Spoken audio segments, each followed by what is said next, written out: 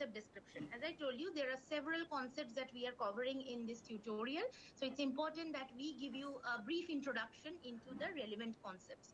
Okay, so these include what is compliance in AI ML workflows, what are the different compliance frameworks that exist currently, a little bit, that is a primer, a little touch into what do we mean by bias auditing and ML explainability, because these are part of the platform.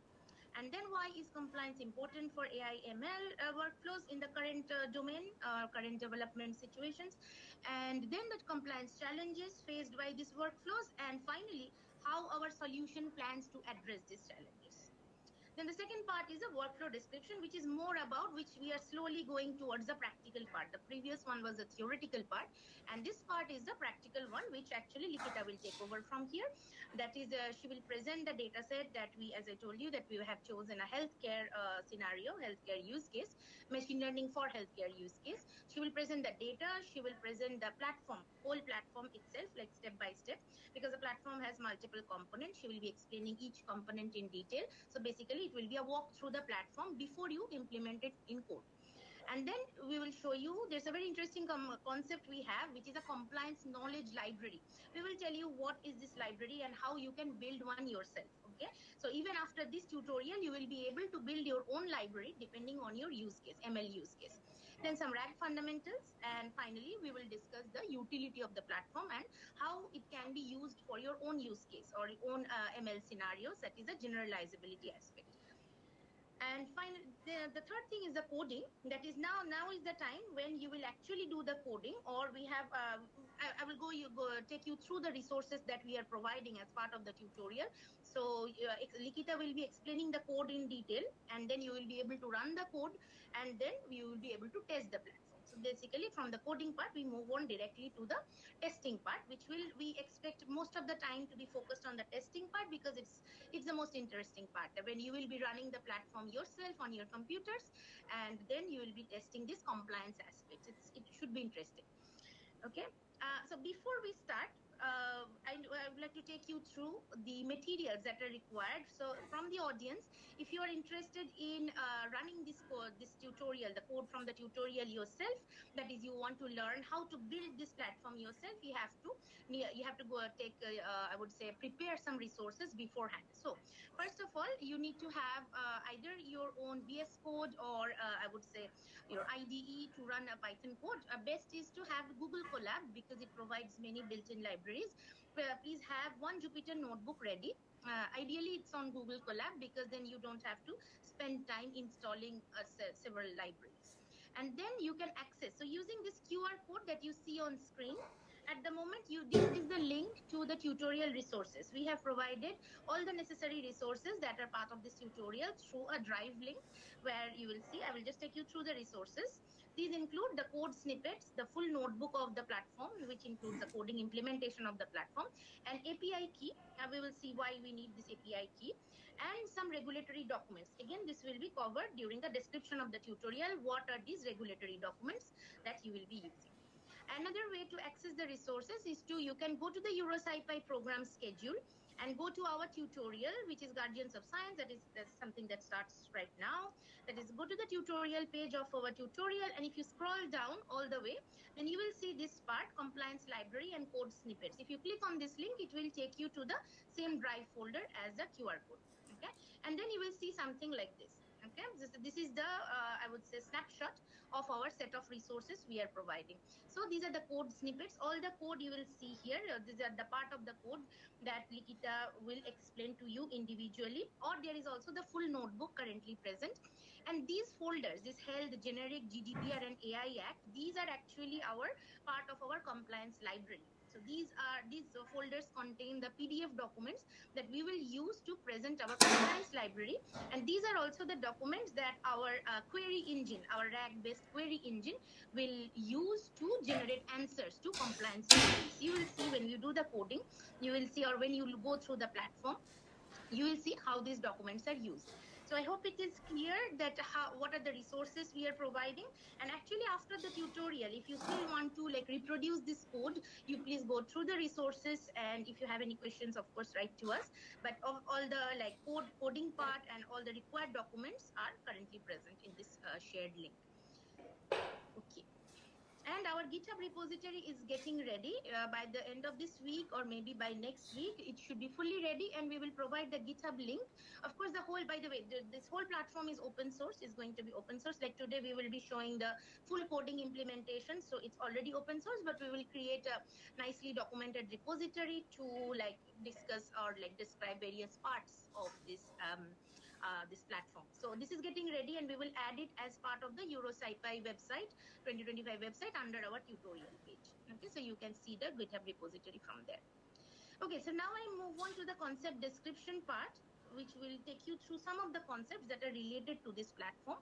So first of all, what is compliance? Okay, so compliance, this is a term that is being heard very frequently in today's ML scenario, like machine learning or anyone developing machine learning models or using them in any, I would say, like commercial or any research purposes, at hearing this term called compliance. So compliance is actually, it is the, I would say, the practice of adhering to some regulations or laws or standards or policies that have been set as guardrails for machine learning, I would say, technologies that are being developed. The compliance is also relevant to non-AI technologies, but for this tutorial, we are mainly focusing on machine learning based workflows. Okay, so in context of technology, which is currently for us in this case is machine learning technologies that are being developed. So it ensures these compliance are basically a set of rules and regulations that have been developed and proposed by lawmakers, by developers of AI models. So this is basically like a collaboration between lawmakers and AI developers or AI researchers, which are designed to ensure responsible development, deployment, and monitoring of systems. And the goal is to protect users, organizations, and society from any harm or misuse of the technology. So basically, these are the guardrails of the technology, which is in our case are AI models. So there are different kinds of compliance. I would say there are types of compliance. I would say like regulations present. So one is legal compliance, and there are like laws like GDPR and HIPAA. GDPR, I'm sure many people in the audience would be, I would say, familiar with. So these are actually laws. These are actually laws that has to be followed. So GDPR is one of the strictest laws that enforce, I would say, laws regarding data usage around the world. Then HIPAA is regarding health data usage. There are regulatory compliance, which are sector specific rules. For example, if you're working in health, then there are some regulations imposed by your local government, which allows or disallows certain usage of a certain data set for health. Or it could be in finance, it could be in judiciary. So these are again a set of rules. And then there are ethical compliance, that what every software or every, I would say, product needs to comply on ethical grounds. So basically, just in one sentence, compliance means adhering to a set of rules, regulations, or policies. So just a few words about GDPR, because you will be working through GDPR, I would say, regulations during this tutorial. So GDPR is basically a very strict law or regulation proposed, which came into action in 2018, and it governs the processing of personal and sensitive data, including health. Because we have this healthcare scenario in our tutorial today, so I'm coming back to health many of the times. So what does GDPR have? GDPR has a series of 99 legal articles. Okay, so these are like body of law specifying different things. There are 99 articles, out of which there are several that are related to machine learning and data usage in machine learning purposes. For example, data minimization, lawful use of processing of special categories of data like medical data, and then there are like how like data privacy is ensured, how data quality is ensured. These kind of regulations are provided by GDPR. And some interesting articles related to machine learning include this Article 5, Article 6, 9, and 22. Okay. So the other framework. So these are actually the compliance frameworks that are currently most relevant to machine learning projects. Then the second one for people who are developing AI projects in the EU is this AI Act. EU AI Act that came into action in 2024. And this is a legal framework again, and this applies to developers, deployers, and users of AI. So this specifies regulations regarding data governance, then transparency of data, that is how transparently data is being shared and used, documentation of data, and then how much humans should be involved in these AI systems like that. So again, it is a set of rules, but specifically towards artificial intelligence systems. Then there is HIPAA. It's based in the US, and it is actually, I give this example because it is actually a law that is specific to healthcare use cases, how healthcare data can be used in different systems. Can you hear me properly? Yes. Okay. Yes. Let me know if there is a problem with the sound or something. Okay. So HIPAA is actually a regulation that is relevant to the healthcare use case. So again, it is a set of rules and regulation that specifies how health data can be used by AI systems or even other software systems. One small, I would say, I would spend a little bit of time on a bias auditing because this is also part of our platform. So what is bias auditing is to actually, it's a compliance check for fairness. That is how your model, if you are using AI model, then how it is behaving across different subgroups of data. Is there any bias regarding any particular group or subgroup, for example, gender, economic conditions, like that. So this is actually understanding if your AI model has some inherent bias or if it is introducing some bias in the results. An example is that if there is an ML-based disease prediction model, which is our case actually for today's tutorial, if it predicts a disease probability, then bias auditing actually tells you whether the predictions are biased towards a certain gender, a certain race, like that. So bias auditing is basically understanding if your AI model is creating or inducing some bias in the results. And it actually is audited, the auditing is done through different bias metrics, something that Likhita will be presenting. And finally, some small primer, a very little primer on ML explainability.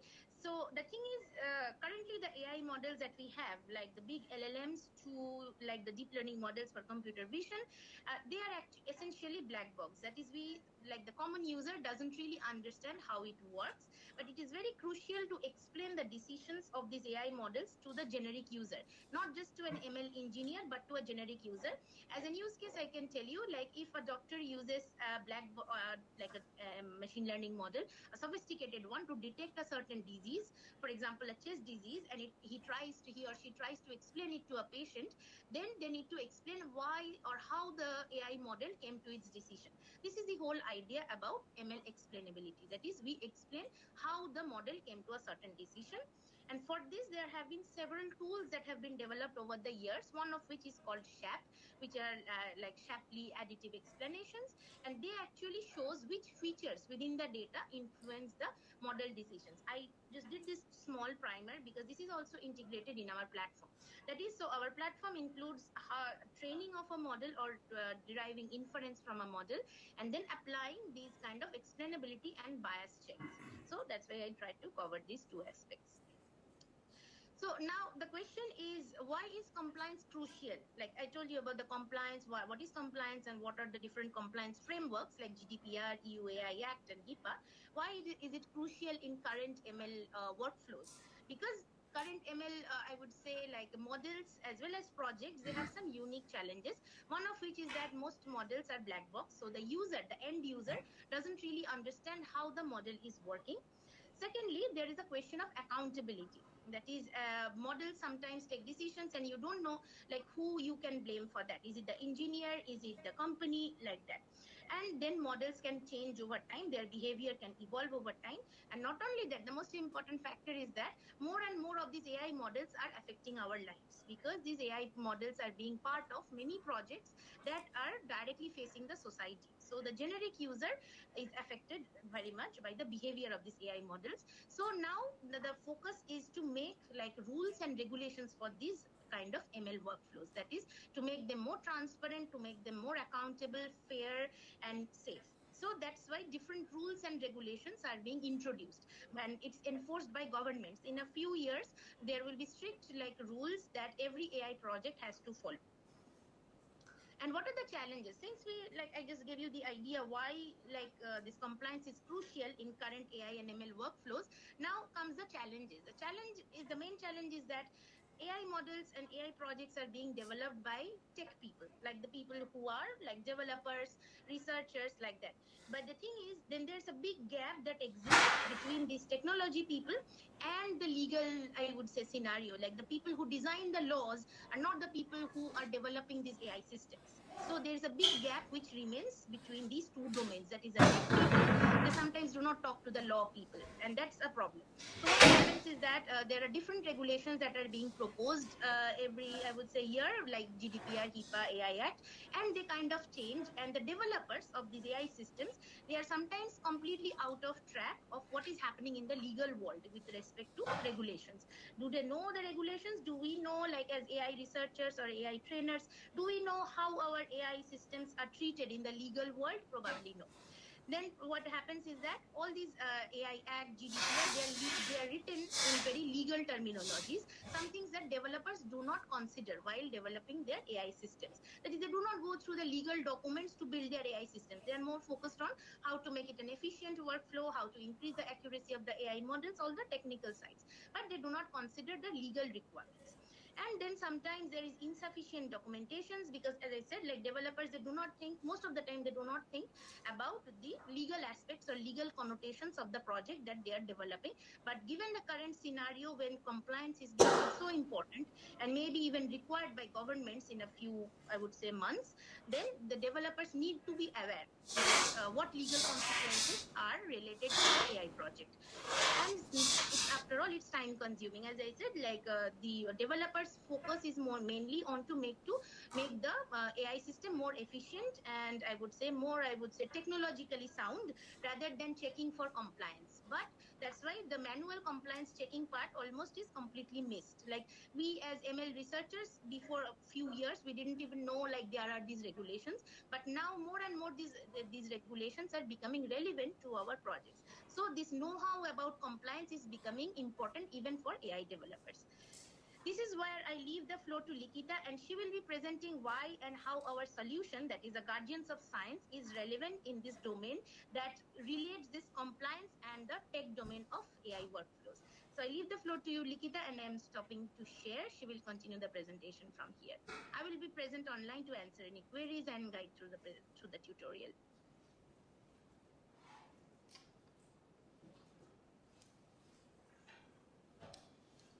I hope you have understood the concept that Professor has shared. If you have any questions till now regarding the compliance or the bias auditing, I can.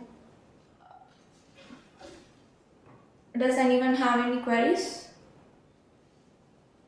Okay, then we'll continue to our solution, which is Guardians of Science. I guess the title kind of piques your interest why it is Guardians of Science. You can imagine yourself as a developer of a project, and when you focus on the project, you mostly focus on the technicality. But outside of that, when you go into the deployment or the production, you have to think far ahead. That would be like the explainability part of the model, or the auditing part of the model, or the compliance part of the model. That's where we come with the Guardians. So these help you with the maintenance, the deployment, and the controllability of the model when it goes to the public. So here, the Guardians of Science, it's more like an integrated tool that you can use for your model when it comes to the bias check or the explainability, as well as the compliance library. So here we have three components in this tool, which would be the first component where you will be loading your data to your model and you will predict the model. And the second component would be the explainability component, where it comes with the SHAP, which Professor has explained to you. So the SHAP helps you explain the important attributes of the model, and you can observe the performance of the model. And also we have a bias audit visualizer, where you can see which sensitive attributes are focusing on the bias and which are causing the bias, so that you can mitigate later on. And third component, which is the important one, is the compliance library. So here we have a compliance query engine where you get to ask questions, and we have a knowledge base which will connect to all the laws, which you can customize for yourself, and you can get to ask any question naturally, and you can able to get a response which you will be able to understand in regards to the laws. And for example, if you can take a GDPR or AI Act. So if I I guess you can see the image very clearly, right? So that you can check all the text. Okay, so here we have the capability explained in the slide, where you get to see that in this image, this is the interface that you will be able to see or run later on to the code. So the first part is uploading the data. You can get to choose your own data, whether it could be healthcare or it could be recruitment or it could be credit.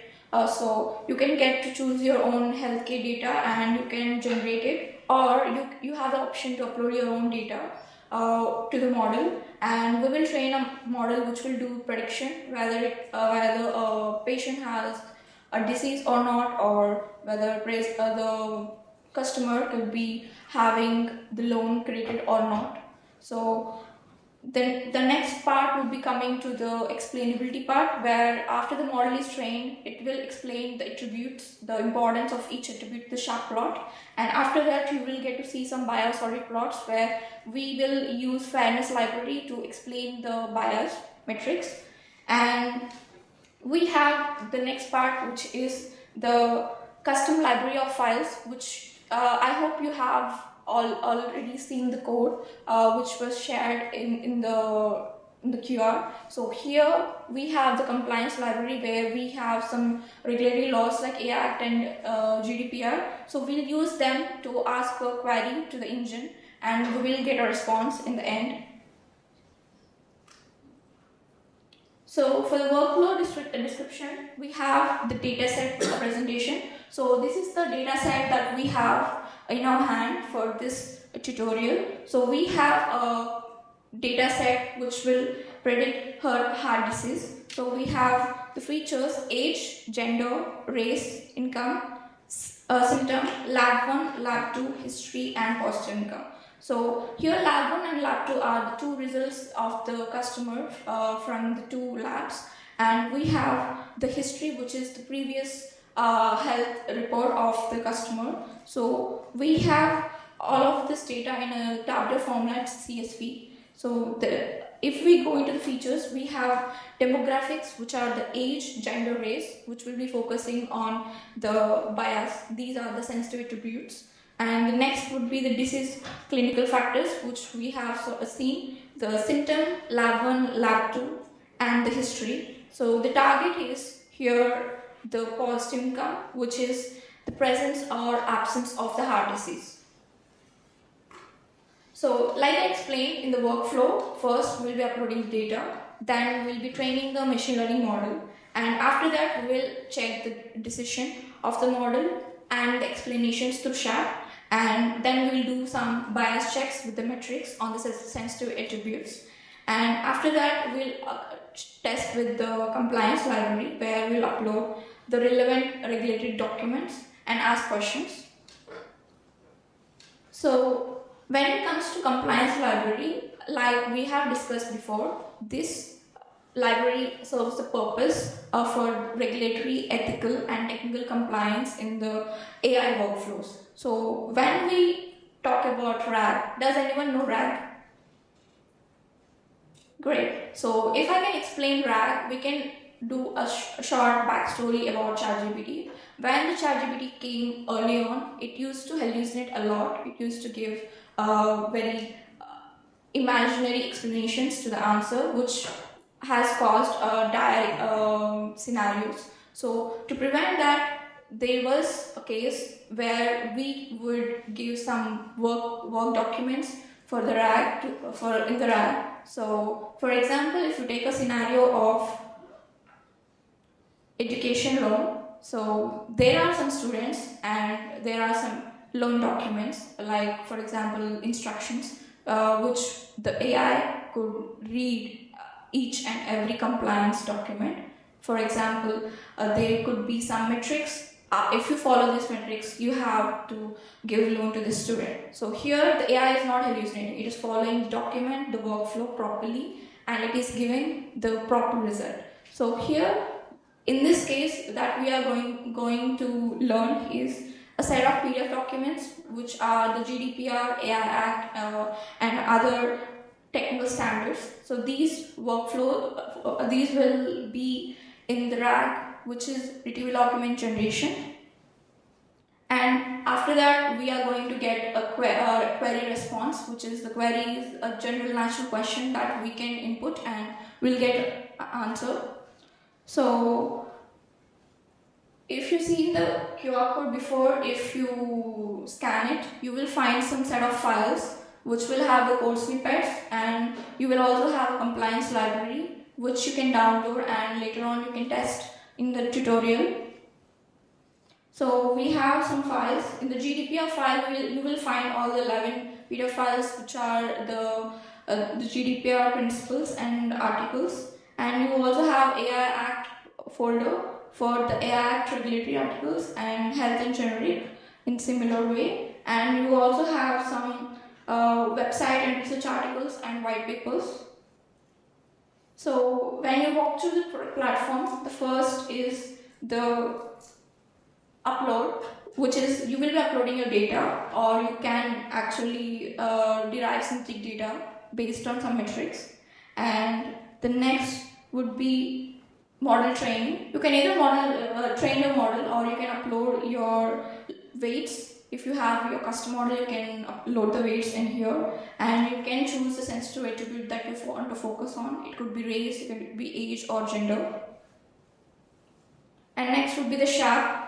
Here you will, after training the model, you can see the SHAP plot, which will explain the importance of each feature in the model. And next would be the fairness metrics, where you can see the bias auditing here. You can get to see what attributes are leading to bias in the plots. And next would be the compliance library. Here you can load your library with your PDFs, what files you want to ask for the question, and you can ask the question and you will get a response in the end explaining the response clearly. So the fundamentals of RAG. So here we will talk about the hybrid approach, which will combine the retrieval from the documents and generation of the response. So here we have the knowledge base, which will have all the documents that you want the AI to focus on, and you will have the data chunks which will be as a search vector, which is, for example, phase or pinecone, which would be encoding all the words in the documents. And then we will have the embedding model, which will take in both the user query as well as the knowledge base into consideration. So when it comes to the vector database, you will have both the query embedded as well as the document embedded. So for example, a user will ask a question, then the question is converted into a search vector, as well as in the document, the search vector will search for the most relevant documents and it will pick out the words based on the similarity score. And then you will have a augmented input, which will combine both the retrieved context with the original query. And then you will have the response generation, which will be passing the augmented input to the LLM for the final answer. So the advantages here is reducing hallucinations, not giving the false results and giving the positive and accurate results. And you also have up-to-date knowledge, so that whenever you want the model to consider the new information, you can add it to your library and you will not miss out with anything that's coming new. So next would be the tutorial information. Like you have seen in the picture, you will find this through the QR code. So here we have API key test, which you can use for the model. If you have your own API key, that's wonderful. If you don't have, you can use this API key to test the model. So the utility of this platform, if we talk about the utility, the question comes why. So here this platform will help you automate the compliance verification against all the regulations that you want to consider, and it will reduce the manual efforts, because this will require a lot of legal and ethical expertise, and it will also support bias detection and explainability integration. So these will consider all the protection of your AI models when it comes to your deployment. So for generalizability across the sectors, we can see a lot of cases in healthcare. For example, patient data privacy, in finance regarding the fraud, and then in manufacturing, you can see safety critical measures, and in judicial systems, it could be multi-judicial compliance checks, and in public sector, a lot of AI systems transparency. So let's start coding now. I hope you are excited to run the model in your systems. So I would suggest you could open an empty Colab notebook in your laptop, and if you have seen the library here, you will find some code snippets which you can copy paste and run in your library. So you will find 4 snippets and in order, so you can copy paste, and while I explain, you can get to run in your system.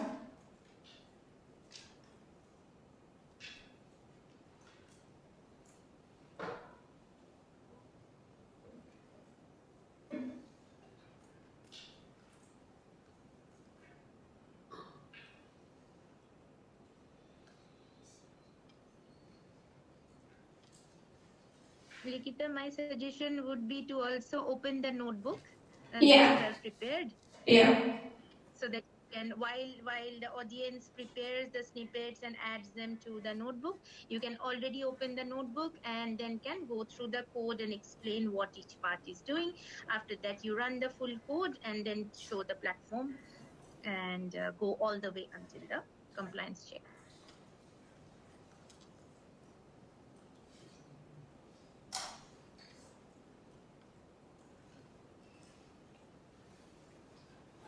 So while you are loading your notebook and checking the files, I will start explaining the code so that you can also keep up with it. So the first would be, we are using a lot of libraries here because we have a lot of components.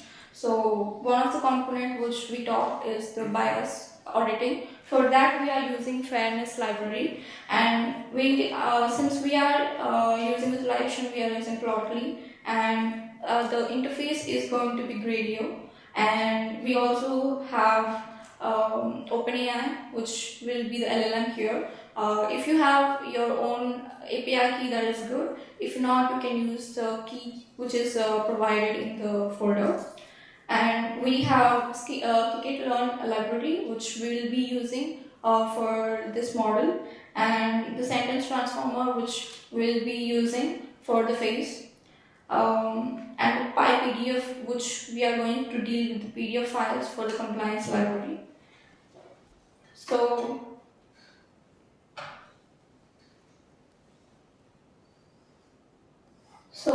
we will be importing all the libraries initially. So if we can see, we have imported SHA, SciPy, Plotly, Gradio, and for this Skylern, we have imported all the models such as logistic regression here, because we are doing some prediction for heart disease. So we are using this model, and we are using fairness metrics. For example, we have some demographic parity and equalized odds, which we will be considering for the bias later on.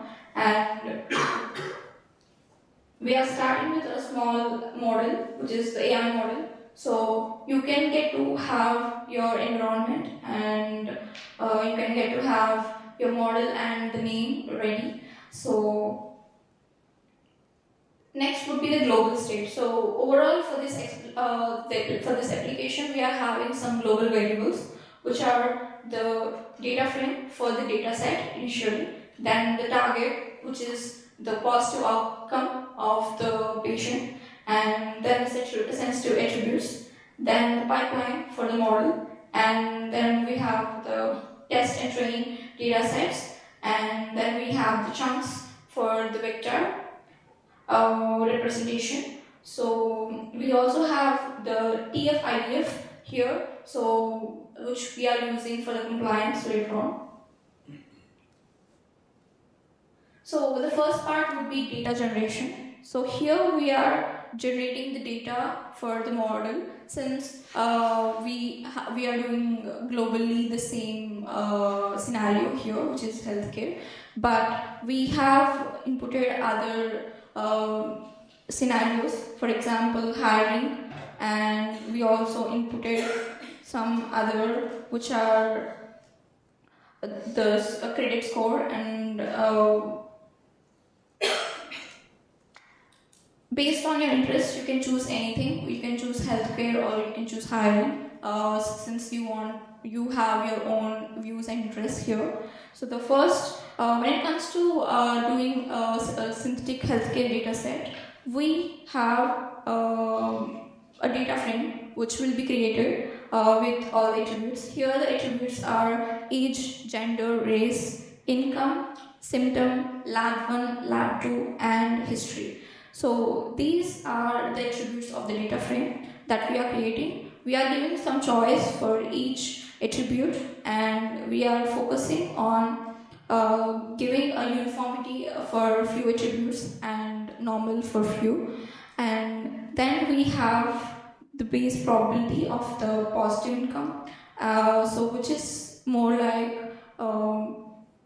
we are giving equation of how to give the positive outcome for each patient, whether he has disease or not. Then we have the bias. So since we are doing bias auditing, we are going to apply bias on the sensitive attributes with this some metrics, and then we are going to generate some outcome which is based on the probability of the model.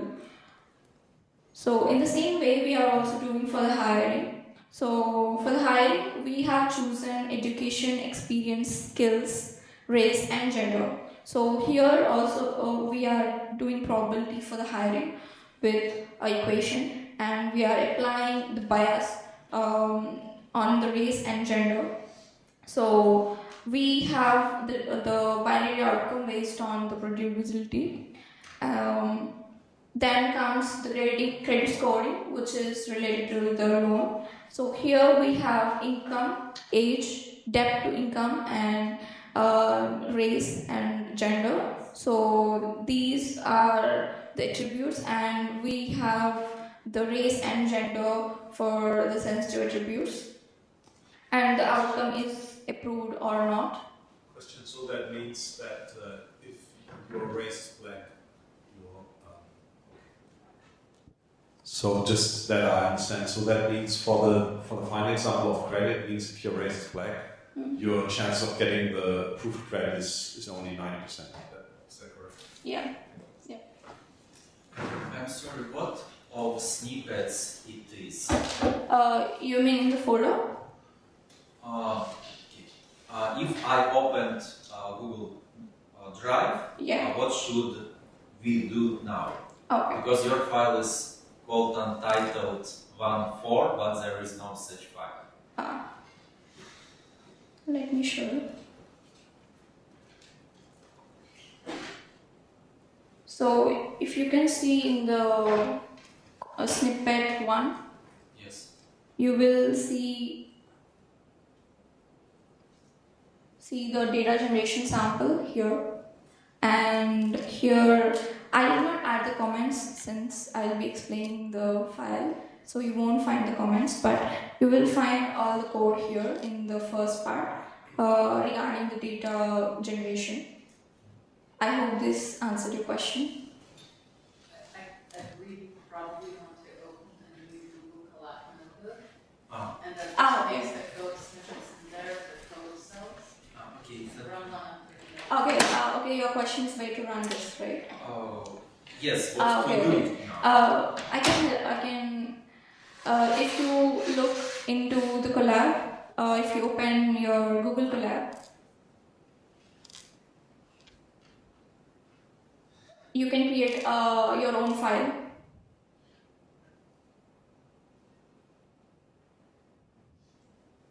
And you can start adding code here.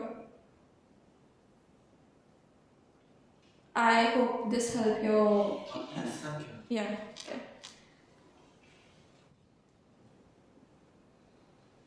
Yeah, so just a note that the snippets are to be added in sequence. So the first snippet goes first, then the second, the third, the fourth.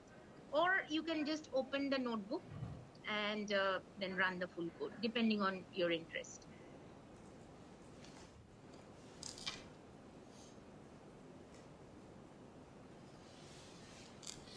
So continuing, we have covered some credit scoring data set. So after that, we are doing a data template. So we are basically wrapping the whole data that is generated. So coming to the second component, which is the SHAP. So in this, we are having some sensitive feature, which is binary for the fairness metrics. So we have some sensitive attributes for each model, and these are put into a category. So you can get to choose your own sensitive attribute that you want to focus. It could be race, or it could be gender, or it could be age. And next comes would be the pipeline, where we are doing some preprocessing and we are doing some logistic regression for the prediction. So here we are fitting the pipeline with the data frame that we have found before, and the target that we have, and the sensitive attribute for the data sets. Then we have the X, which is all the columns except the target column, Y, which will be the target column. Then we will drop the sensitive features, and we will have some of the categorical and the numerical columns. So next we will do some pre-processing, which would be the deal with the categorical columns. We are using one hot encoder, and we are using the classifier, which is the logistic regression. So we are doing some iteration on 1000 here. And next we are creating the pipeline and splitting the data, so which will be the training test on, and then we are fitting the pipeline with the training data.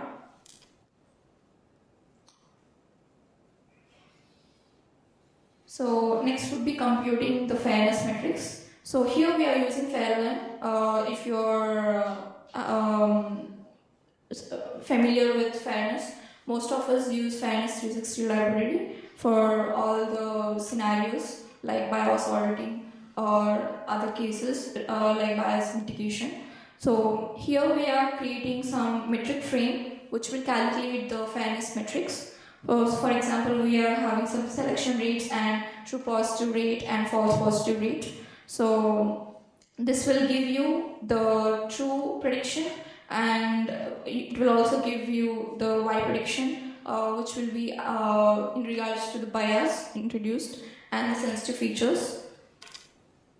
So we are also calculating the disparity impact, demographic parity difference, and equalized odd difference. In this case, for the fairness metrics and auditing. So we'll calculate the overall accuracy with the Y true and Y pred. And we will calculate the accuracy by the sensitive group, which you can get to select on your own. So the next component would be the compliance PDF write. So here we are having the function which will chunk the text in the PDFs into the smaller pieces. So whenever you input your file, it is going to be split text, so that later the helper function will be able to read any file like the object to bytes. So here we are using PDF reader. So we have the function read any file to bytes, which will return bytes from many possible Gradier file objects. So we have the file which is inputted, and the file is going to be wrapped, and it is going to be broken into pieces. So In def add file, we are going to add the file first, and then we are going to read the files. And if it is not PDF, it is going to be skipped here because we have made to accept only PDFs, but you can change it to your preference. It could be doc format or it could be CSV format.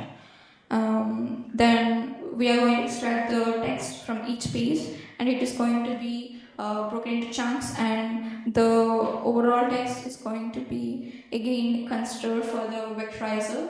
The chunks are going to be focused when based on similarity score.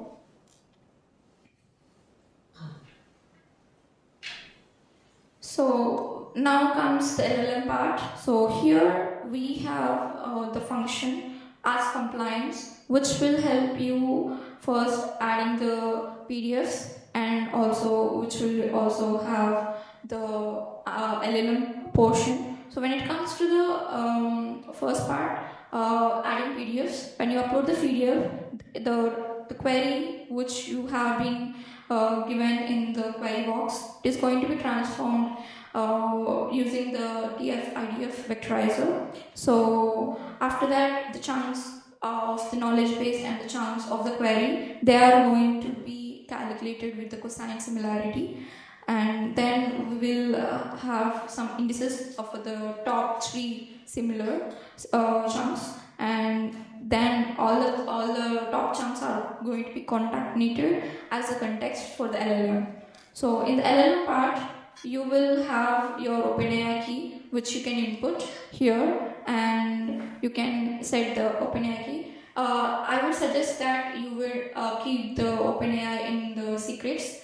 Here, since we are using using the tutorial, so I have pasted in the file itself, but I will not suggest it. So next comes the OpenAI calling. Here we will add the context and the questions, which would be considered by the LLM to answer the question. So these are the general Gradio callbacks. So whenever a function is called, for example, for generating data or appending the data from the CSV file, so these functions are for the Gradio interface that will be running the model. So we also have the callback function for the training and loading model. Like I mentioned, you can have your own model weights that you can upload to test on your data set, or you can use a model trainer, which is specified in the code, which is the logistic regression to train the model then and use those weights. So the next function is for the sharp values, which will be computing the sharp. So when we train and load the model, the predictions of the model are going to be considered. So we will use the sharp's masker for the linear models, since it is a linear logistic regression model. So we are using a linear x linear here. So we are going to calculate the mean absolute sharp value, which will be the feature importance, explaining the features of the model. So we are going to get the feature names after the pre-processing, and we will have the top 10 features based on the importance in the sharp plot. You will get to see a plotly bar chart here. And next, coming to the fairness matrix. So in this we are using the function on fairness. So you get to choose your sensitive attribute. So that feature is going to be considered. So we'll drop the sensitive feature for the fairness analysis on the full data. Later we will ensure the sensitive feature for the fair learn. And then we'll get the model prediction on the overall data set. So we will compute all the fairness metrics, and then we will create the plot based on the fairness metrics and the group. So later you get to see all the raw metrics in a JSON format, so that you can store these and you can do benchmarking later on for the bias auditing. So this part is for the UI where you get to build your Gradio interface. So basically we are creating a Gradio blocks interface. So in the first block we'll have the data generation and appending block. So you're basically either generating synthetic data or you're adding your own data here, which will be appended to the CSV. Then you have tab for model training and loading. So here you will be modeling your data, which is the logistic regression, or you will be loading your own weights of your custom model.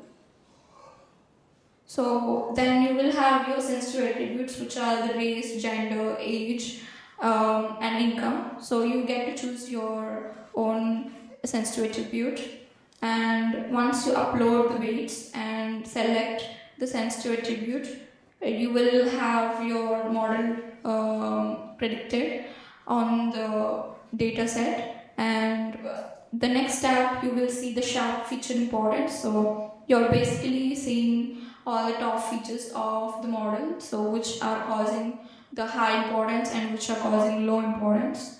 So the next tab will help you do the fairness auditing, which is you will have your fairness metrics and your plots. So you will compute the fairness and you will have your key metrics and you will have your accuracy.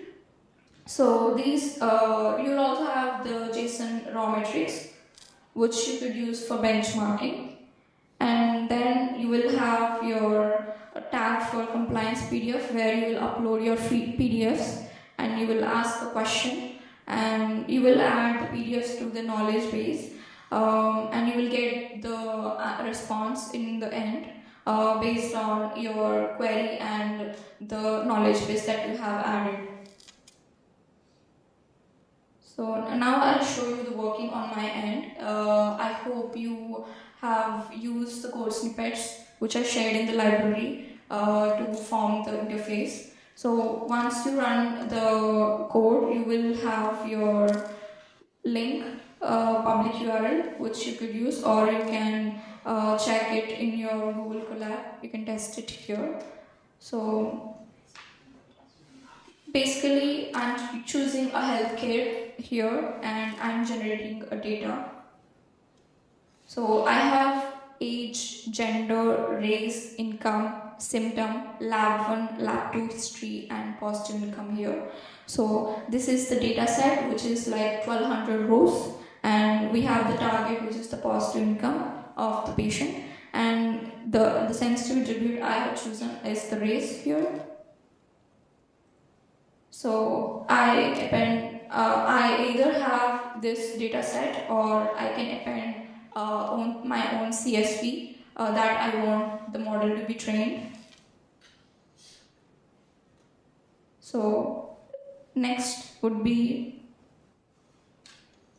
model train. So here I'm choosing a race as my sensitive attribute. You can choose any other attribute that you want, which could be gender, income, or age. So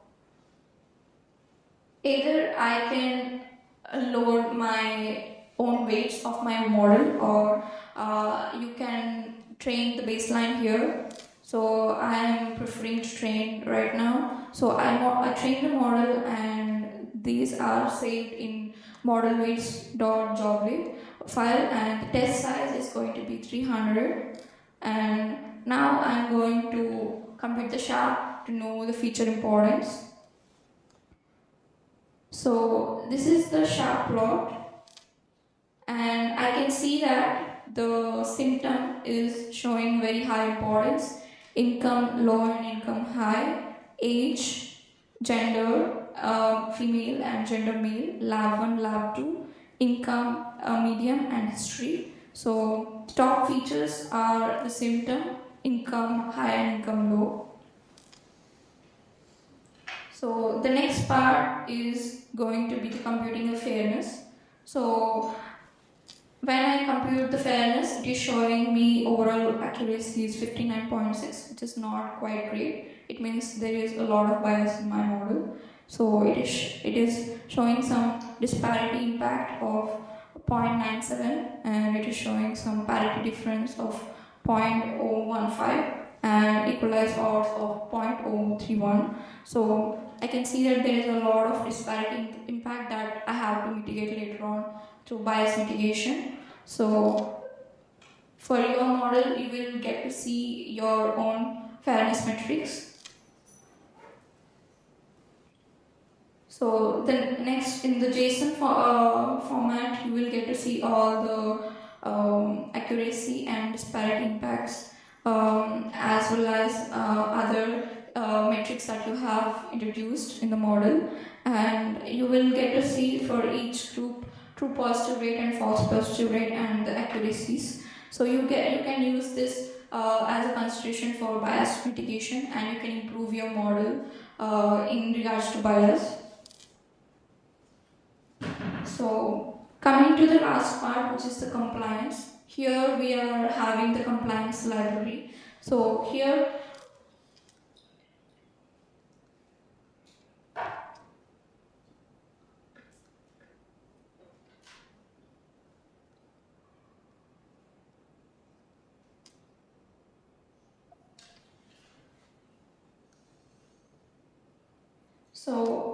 in the file that is shared, you will have your GDPR files, all the PDFs, as well as you have the AI Act PDFs. So you can download these, you can and upload in the compliance engine. So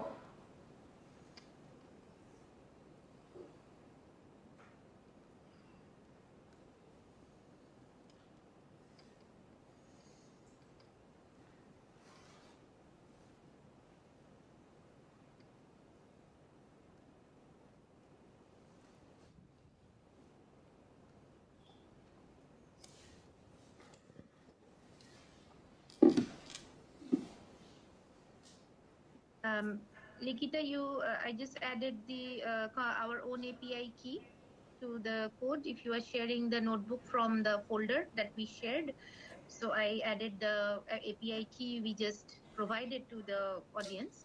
So I changed the API key. So if you see any glitch, just rerun the code so that it takes into account the common API key that all the participants will be using. If you see any glitch, if you are using your own code, it's fine. Yeah, so if you're running the code from the notebook directly, you will see the API text in this file, which you can use to run for your end. So you can use this, or if you have your API, you can use that. And for the GDPR, you can download the documents.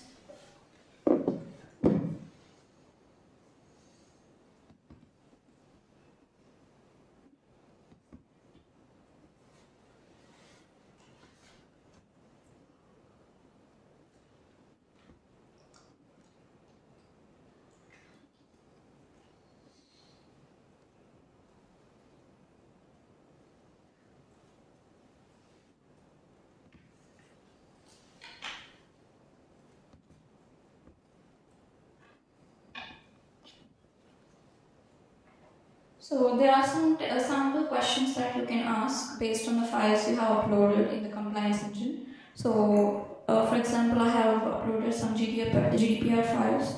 So I will ask some questions related to it.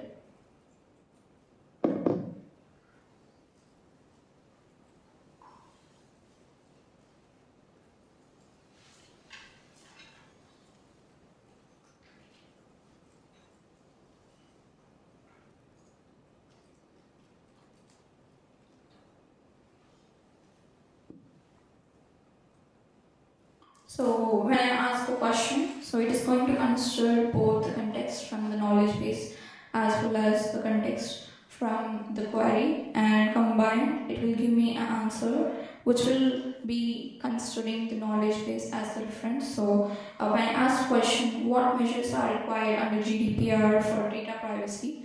So it gave me an answer that GDPR requires several measures, which be the lawfulness, fairness and transparency, purpose limitation, data minimization, accuracy, storage limitation, security, and special categories of data. So in the same way, if you have your own query that you want to consider, either with the UACT files, you can add them to the knowledge base and you can ask your query.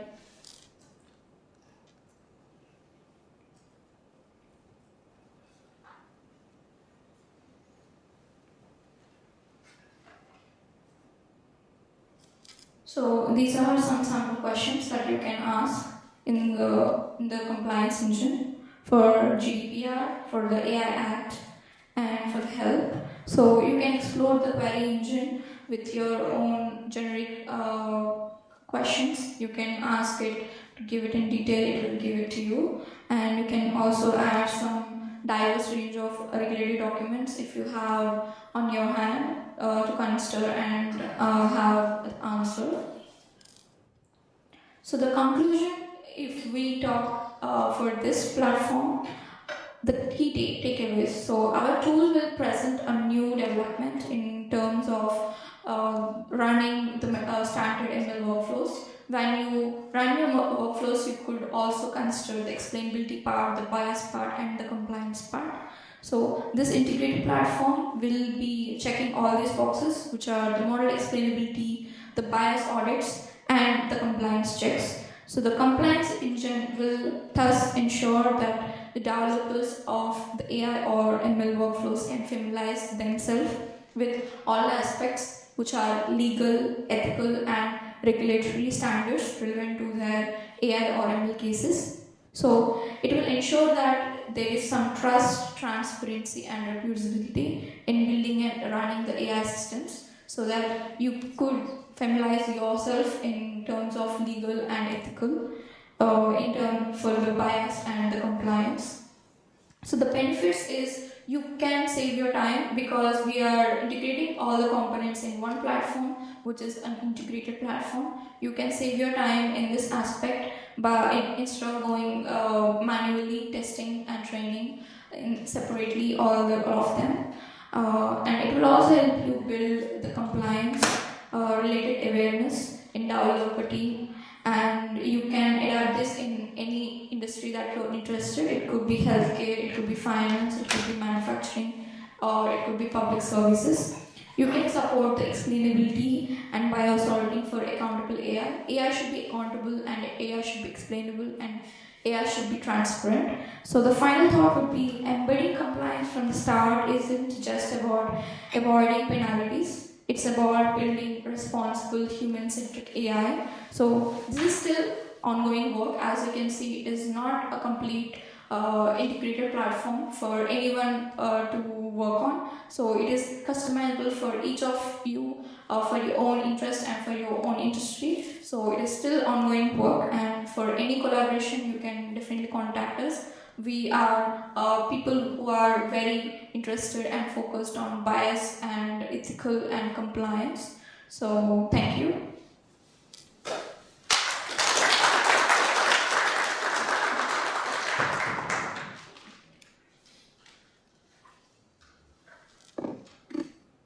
Since we have 15 minutes left, which is a good amount of time for everyone to explore. So maybe Likita, you can take the audience through more questions from the sample question slides and show what kind of answers the engine generates.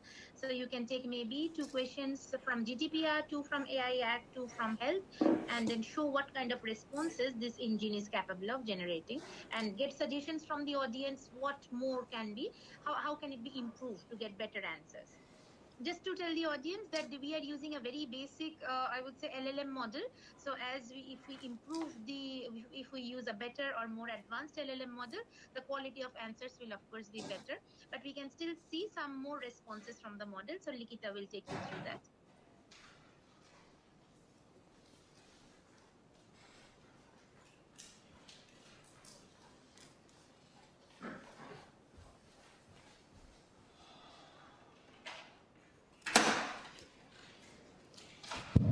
If you have any questions, feel free to ask so that I can help you with the code or running in your systems.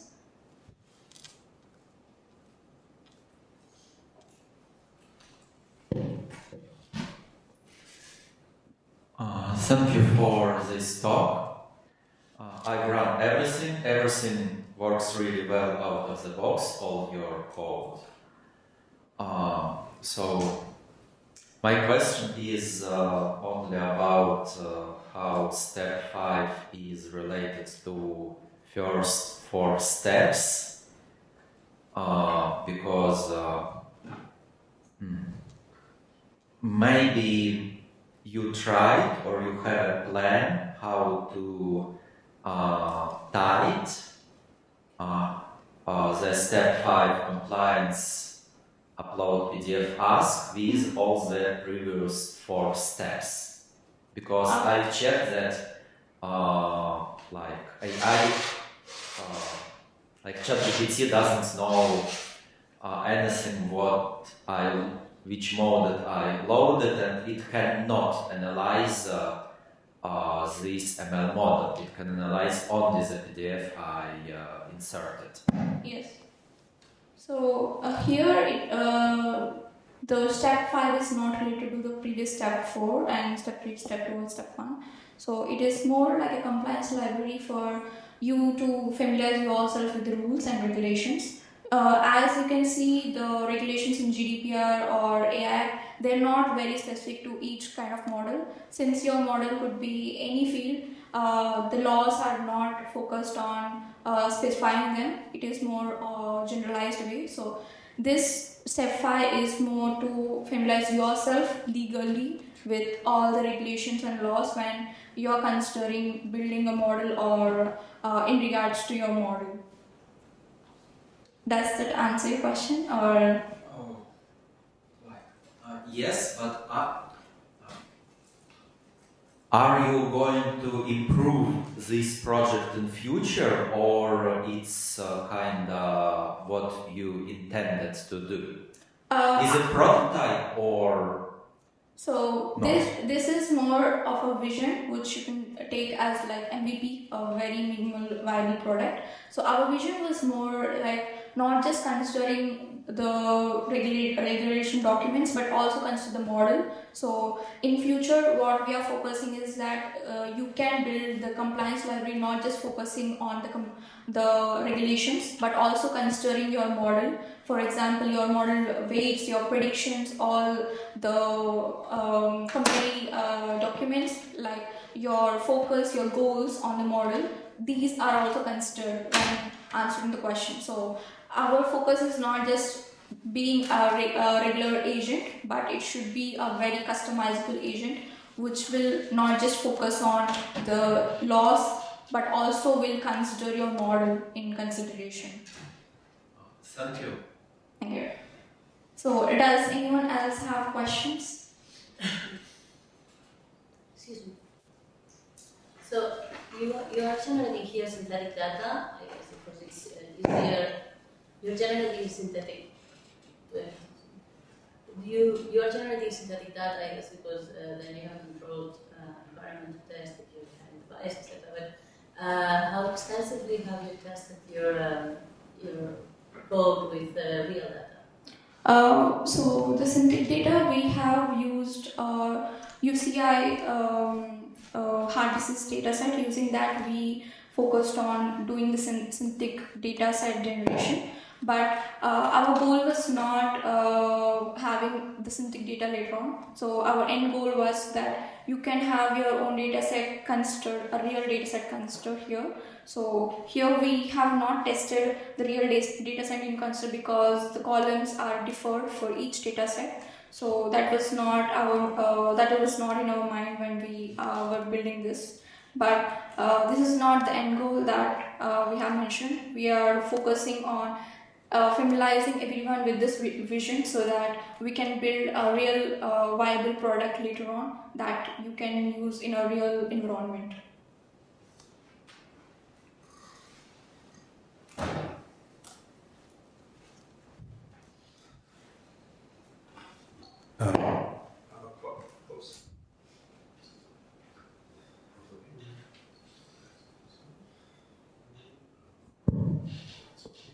Oh yeah, okay, it's working now. What did I want to ask?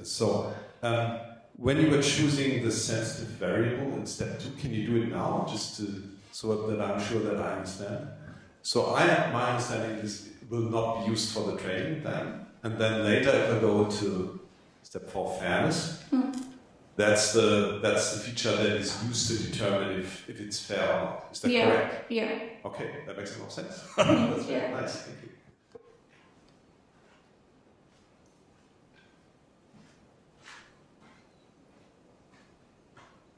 In that specific case, it was fair, right? Because the scores were really good, right? Yeah. Okay. For that case, yeah. Hello. I was not familiar with the compliance regulation, but I was seeing a documentary of how some AI models reinforce some discrimination or things like that. And I was seeing, for example, in the credit scoring, like if you generated data, I don't know, and the chat, like someone mentioned that, if you are like black is probably 20% you're likely to get the or not the debt to income or some metric because I thought it was like the likelihood that you get a loan or something like that. So the purpose of those compliance regulations are to not to regulate these models so that they don't enforce some kind of discrimination, I guess. But do you have like any specific example of how they are being used today, or how they gonna change some AI models? So, for example, if I take considering regulation, you have to comply with the regulations if you want your model to be out to the public. So when it comes to regulation, for example, if you take GDPR, so there is a rule that you have to have the data which is only related to your model, not the other data. So in that case, you have to have your data which is only related to your use case, but not the unnecessary data in your hand. So that is one of the regulations that you have to follow when you have to use GDPR. So you want to say something? Yeah, but for example, like banks, are they being regulated right now in order to provide like loans or things like that?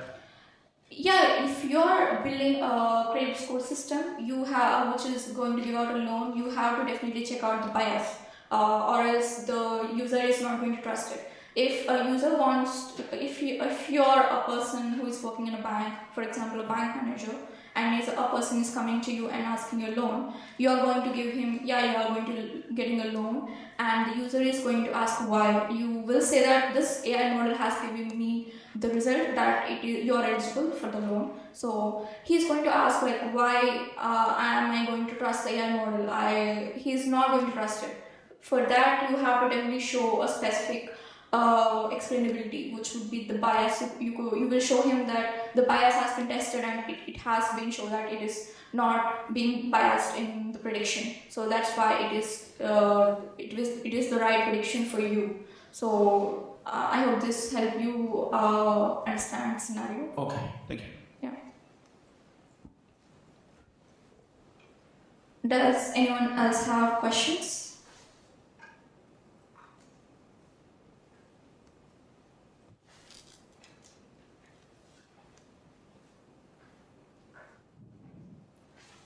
So, Professor, do you want to say something? No, I would just say like we have 5 more minutes. Why not use it to use the platform and answer some AI Act questions maybe to see how detailed they can be, how can you get better answers like that. So just you can do a small demo, uploading the AI Act documents and then ask the detailed questions. So just answer a few questions from the set we prepared. So to demonstrate to the audience the quality of the answers, the depth of the answers, what more can be added to the answers like that. It's time to get some feedback from the audience actually.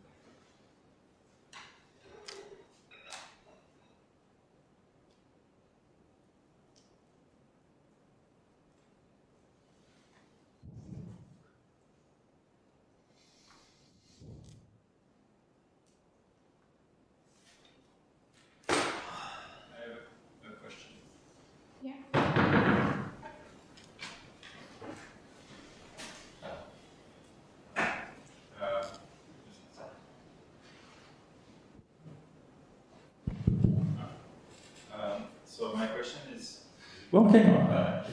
My question is, it's a bit related, I think, to the first question where the last tab does not seem to be related to the first 4 tab, but I was wondering if it would be interesting or possible to include the outcome of the execution of the first 4 tab into the context of the LLM interface, the RAG interface, and also maybe enrich the knowledge base with the documentation of FairLearn and other libraries to help data scientists build some intuitions on how they can interpret the result of the fairness analysis and see if the system can automatically detect problems and maybe suggest a course to action, steps to address them. And have you tried to do this, and is it meaningful, or there's still a big gap between the technical analysis and the interpretation, the legal interpretation? Because I asked some technical question to the system, and it always says that there are no technical elements in the regulation, and so there is still a big gap to fill, I think. Yeah, it's because since we are using OpenAI model and we have very few credits, we want everyone to try out. That's why we limited the prompt to only answer the questions related to the documents. So we made sure to keep it very restricted. But our vision is that, like you said, our vision is that we intend to use the compliance library not just on the files but also focusing on the model itself. So in future, our goal is not just to restrict for compliance. So here, compliance is just because we know that the developers are not legal people. They don't know much about the legal. Like myself, I don't know anything about the GDPR or AI. So this tool can help me interpret what exactly laws do I need to follow when I build my AI model. So in the same way, we do think that we can use this for any other aspect, for fairness library interpretation, or bias or interpretation, or even sharp interpretation. We do think our vision is not to make this just limited to one aspect, but all aspects that anyone want to help with the interpretation of the model in regards to all these aspects. So I wanted to demonstrate at last in regards to the AI Act. So we can test the question.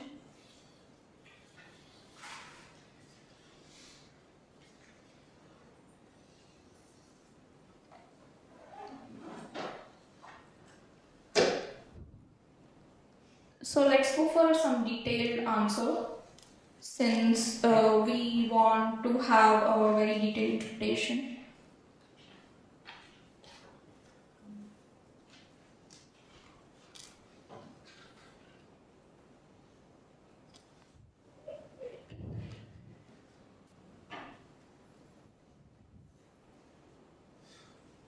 So when I ask what does AI Act state about market surveillance authorities, please provide some detailed explanations.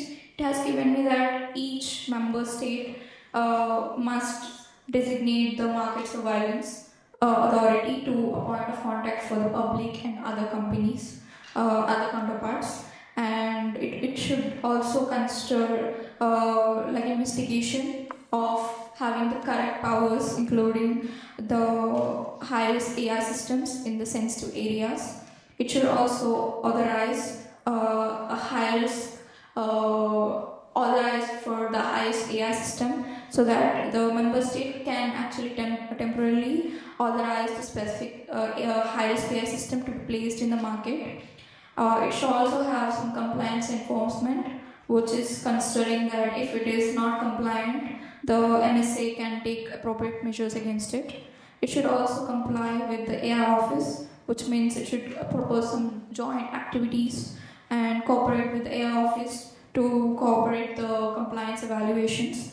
And also we have the penalties for the non-compliance. That means if you're not compliant with the laws, it it is going to be that you are going to have some penalties in regards to it. So in this way, you can test your own documents against the query. So overall, this platform is just a vision. This is not for being using for real case. Our focus is to spread this vision to everyone in mind that it's not just about training the model, it's more beyond that. You have to focus on explainability aspect, bias auditing aspect, as well as the compliance, because these are the guardians of the science. Thank you.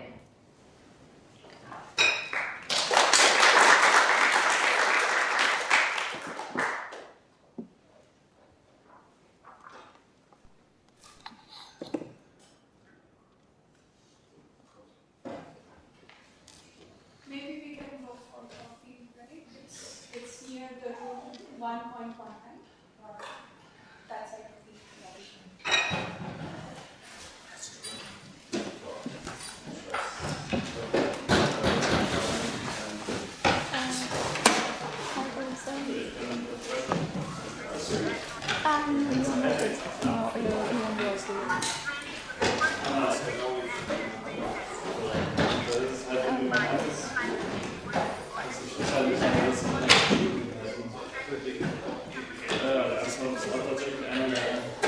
Ja.